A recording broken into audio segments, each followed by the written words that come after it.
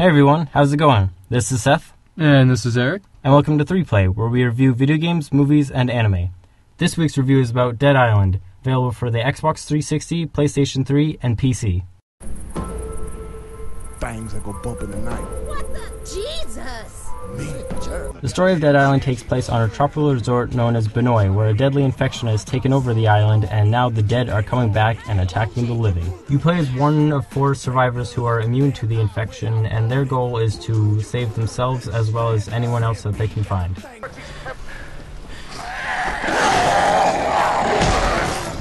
Gameplay in Dead Island is kind of like a first-person beat-em-up type of game where you can grab a bunch of different weapons and just beat the crap out of some zombies with your friends.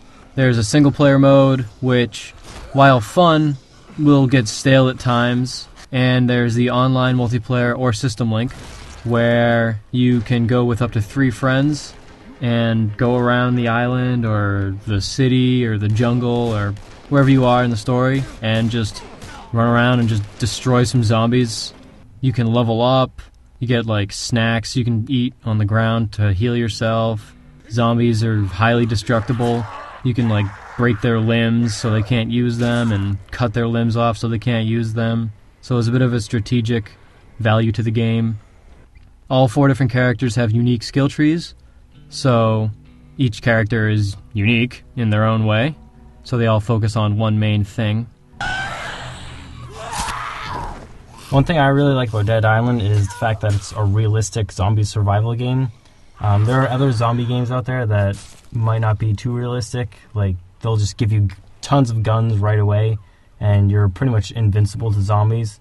But Dead Island's completely different. You start off with pipes and bats and pieces of wood and random things you'd find around a beach. And, I mean, you can even use your fists, which is really fun at times. Yeah. Just jump in the air, kick the zombie in the face, crouch down, just start pounding their face. Well, that's one of the things, too, is the jump kick in this game is so broken. Like, you can just destroy every zombie by just running up to them and jump kicking them and then destroying their face off.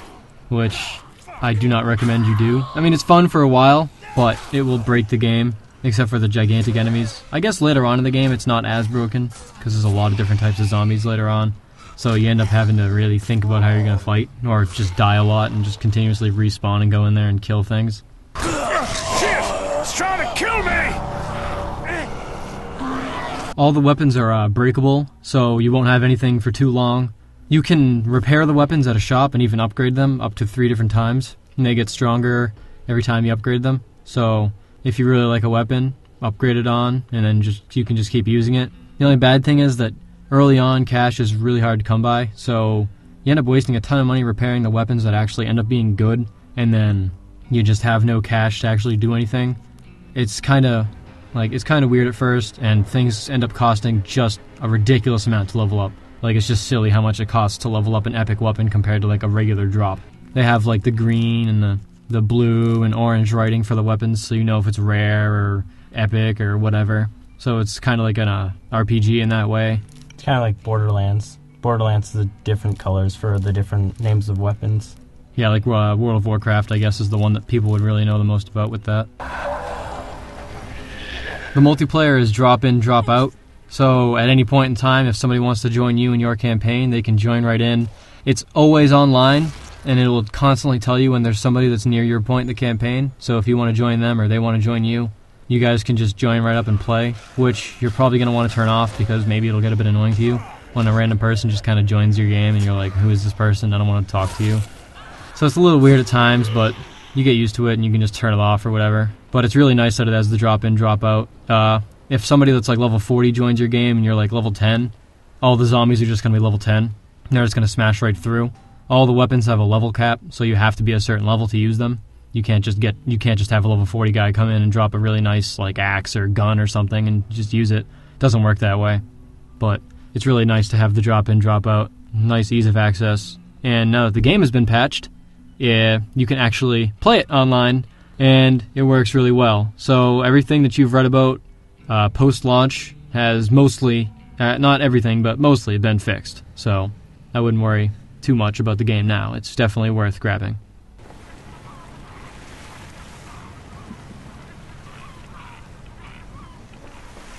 The graphics in Dead Island are beautiful. They're amazing to look at, but when it comes to animations or characters jumping, it doesn't really look that great. The graphics in Dead Island are good to look at, but when it comes to movement, it's not very...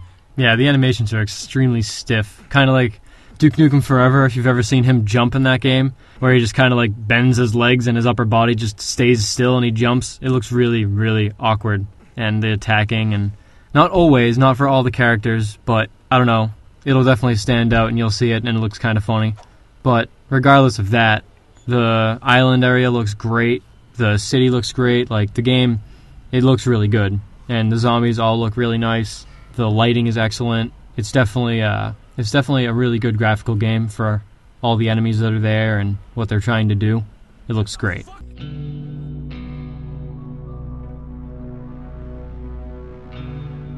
There's not really a whole lot of music in Dead Island, but the few music that is there, it sounds really good. It sounds almost like something that would be used in a zombie movie.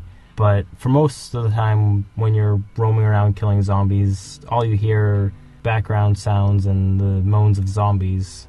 There's not a whole lot of music. Yeah, there really isn't. It's just kind of like, oh, there's a lot of zombies, and then cue the fight music type of thing, and even then it's not always there. So, music, it fits it when it's there, but don't expect it all the time. But the sound design, now that is something that I really like in this game.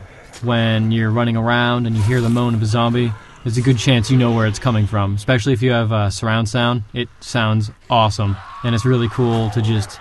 kind of scary at times when you're just running around and then all of a sudden you hear a really loud moan behind you and you just spin around to get just like smashed in the face by some zombie or like knocked over by anything, I don't know, an explosion or something. It's just, the game can definitely be really creepy in the sound department at times, and it works really well, and it's a perfect guide to actually protect you from the zombies. So listen to the sound well if you want to survive at times. All in all, though, Dead Island was definitely worth the buy for me. I know that there are a lot of people that were disappointed in the way that it turned out, if only because the way it launched was really bad. Like, the PC, when it launched, I guess they launched like the pre-build of the game. The Xbox and PS3 versions have been patched, so you can join games again.